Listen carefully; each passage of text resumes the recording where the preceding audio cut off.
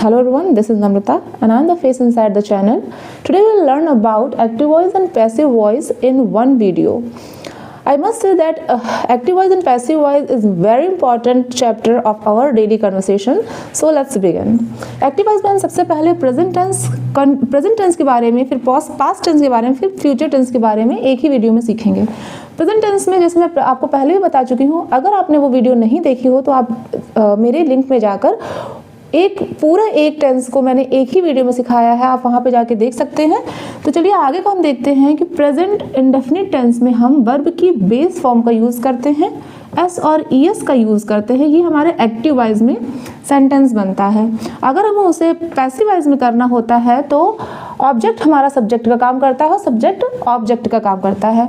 वहाँ पर हम इज आर एम का यूज़ करते हैं प्रेजेंट टेंस में, सिंपल प्रेजेंट टेंस में। उसके बाद फिर वर्ब की थर्ड फॉर्म का यूज़ होता है।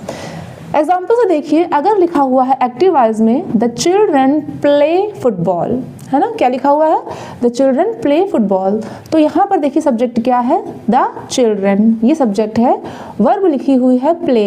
यहाँ पर क्योंकि चिल्ड्रन बहुत सारे हैं, मैंने आपको, अगर आपने नहीं देखा हो तो आप टेंस के बारे में मेरे उस वीडियो में जाके देख सकते हैं। प्ले हमारा यहाँ पर सब्जेक्ट प्लूरल है, इसलिए प्ले के साथ हमने एस और इज का यूज़ नहीं किया है, सिर्फ बेस फॉर्म लिखी हुई है, उसके बाद हमने ऑब्जेक्ट का यूज़ किया है। अगर हम इसको पैसिव वॉइस में लिखेंगे तो सब्जेक्ट हमारा ऑब्जेक्ट का काम करेगा और ऑब्जेक्ट सब्जेक्ट की जगह पे चला जाएगा। तो सेंटेंस कैसे बनेगा? Football is played by children. क्या हो जाएगा? Football is played by children. ये हमारा सिंपल इंडेफिनिट टेंस है। कंटिन्यूस में देखिए, कंटिन्यूस में टेंस में क्या होता है, हम इज आर एम का यूज़ करते हैं, वर्ब की बेस फॉर्म का यूज़ करते हैं, आईएनजी लगाते हैं, है ना। अगर हम इसको पैसिव वॉइस में बनाएंगे तो क्या हो जाएगा? अगेन ऑब्जेक्ट सब्जेक्ट का काम करेगा, सब्जेक्ट ऑब्जेक्ट का काम करेगा, इज आर एम लिखा जाएगा, बीइंग का यूज़ होगा। किसका यूज़ होगा?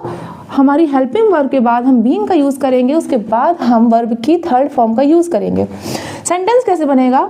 She is writing a letter, ये हमारा एक्टिव वॉइस है। शी क्या है? सब्जेक्ट है। इज राइटिंग, देखिए हेल्पिंग वर्ब लगाई है इज आर एम में से, उसके बाद फिर मैंने बेस फॉर्म का यूज़ किया हुआ है, फिर आईएनजी लगा के ऑब्जेक्ट के साथ सेंटेंस कंप्लीट है। इसको अगर हम पैसिव वॉइस में बनाएंगे तो कैसे बनेगा? द लेटर इज, क्योंकि एक लेटर रहेगा तो इज बीइंग रिटन, वर्ब की थर्ड फॉर्म हो जाएगी being written by her. She है वो ऑब्जेक्ट बन जाएगी, सब्जेक्ट ऑब्जेक्ट बन जाएगा। परफेक्ट टेंस में देखिए, परफेक्ट टेंस में हम लोग क्या करते हैं? हैज़ और हैव का यूज़ करते हैं, वर्ब की थर्ड फॉर्म का यूज़ करते हैं। अगर हम इसे पैसिव वॉइस में बनाएंगे तो हैज़ हैव का यूज़ होगा, लेकिन बीन आ जाएगा, वहाँ पे बीन आ जाएगा और वर्ब की थर्ड फॉर्म का यूज़ होगा। सेंटेंस देखिए, she has cooked the dinner, उसने डिनर बनाया, है ना। तो इसको अगर हम पैसिव वॉइस में लिखेंगे तो क्या हो जाएगा? डिनर हमारा सब्जेक्ट हो जाएगा। The dinner has been cooked by her, ठीक है। The dinner has been cooked by her. यहाँ पर हैज़ हमें सिंगुलर सब्जेक्ट के लिए यूज़ होता है, हैव प्लूरल सब्जेक्ट के लिए यूज़ होता है। Next is past tense. मुझे लगता है कि आपको प्रेजेंट टेंस समझ में आ गया होगा। पास्ट टेंस में देखिए, पास्ट टेंस में हम अगर सेंटेंस बनाते हैं पास्ट इंडेफिनिट का, तो वहाँ पर हम वर्ब की सेकंड फॉर्म का यूज़ करते हैं। अगर हम उसे पैसिव वॉइस में लिखेंगे तो वो वाज वर्ब में चेंज हो जाएगा और वर्ब की थर्ड फॉर्म लगेगी। सेंटेंस देखिए, रानी रोट अ बुक। यहाँ पे रानी सब्जेक्ट है, वर्ब क्या है? रोट है, जो सेकंड फॉर्म में लिखी गई है, उसके बाद अ बुक, ये ऑब्जेक्ट है, ऑब्जेक्ट जाके सब्जेक्ट की जगह पे हो जाएगा। सेंटेंस कैसे बनेगा? A book was written by Rani, a book was written by Rani, ठीक है। नेक्स्ट देखिए, कंटिन्यूस में हम वॉज वर्ब का यूज़ करते हैं, वर्ब की बेस फॉर्म का यूज़ करते हैं, आईएनजी लिखते हैं। अगर हम इसको पैसिव वॉइस में लिखेंगे तो वॉज वर्ब का यूज़ होगा और वहाँ पर हम बीइंग का यूज़ करने के साथ वर्ब की थर्ड फॉर्म का यूज़ करेंगे। जैसे यहाँ पर इज आर एम का यूज़ किया था, उसके बाद हमने बीइंग यूज़ किया था, फिर वर्ब की थर्ड फॉर्म का यूज़ किया था। यहाँ पर पास्ट टेंस में हो गया है तो वॉज और वर्ब का यूज़ करेंगे। सेंटेंस देखिए कैसे बनेगा, रानी वॉज राइटिंग अ बुक। अब मैंने इसी को उठा के यहाँ पे आपको चेंज करके कंटिन्यूस में कर दिया है, तो Rani was writing a book.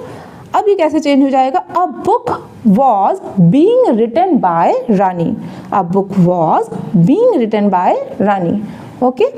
Next देखिए perfect tense. Perfect tense, past perfect tense में हम हैड का यूज करते हैं, वर्ब की थर्ड फॉर्म का यूज करते हैं। इसमें हम जब हम पैसिव वॉइस में लिखेंगे तो हैड बीन हो जाएगा और वर्ब की थर्ड फॉर्म का यूज करेंगे। पैसिव वॉइस में हैड बीन हो जाएगा, वर्ब की थर्ड फॉर्म का यूज करेंगे। सेंटेंस देखिए, Rahul had solve the problem.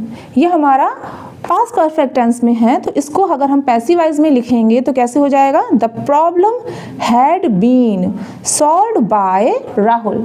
The problem had been solved by Rahul. Next is future tense. Future tense में देखिए हम विल शैल का यूज करते हैं, उसके बाद फिर वर्ब की बेस फॉर्म यानी फर्स्ट फॉर्म का यूज करते हैं।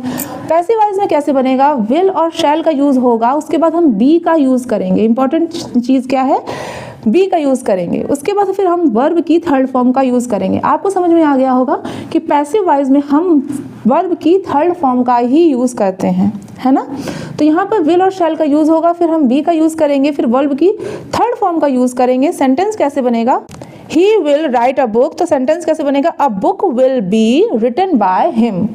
अगर यहाँ पे लिखा है he will write a book, तो a book will be written by him. अब देखिए फ्यूचर कंटिन्यूअस के टेंस नहीं बनते, तो इसलिए मैंने यहाँ पे क्रॉस लगा दिया है। फ्यूचर कंटिन्यूअस में हमारा एक्टिव वॉइस पैसिव वॉइस नहीं बनता है।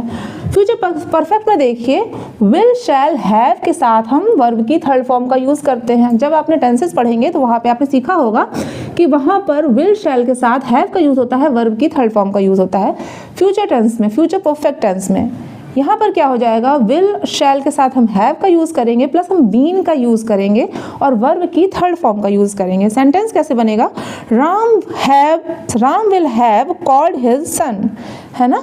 तो इसमें देखिए कैसे सेंटेंस बनेगा, his son will have been called by Ram.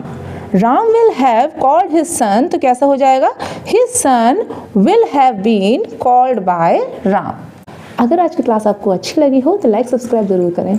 अगर आपके पास कोई सजेशन है या फिर आप कोई क्वेश्चन करना चाहते हैं तो आप मुझे कमेंट बॉक्स में कमेंट कर सकते हैं, मैं ज़रूर उस क्वेश्चन का आंसर दूंगी। Till then bye bye friends.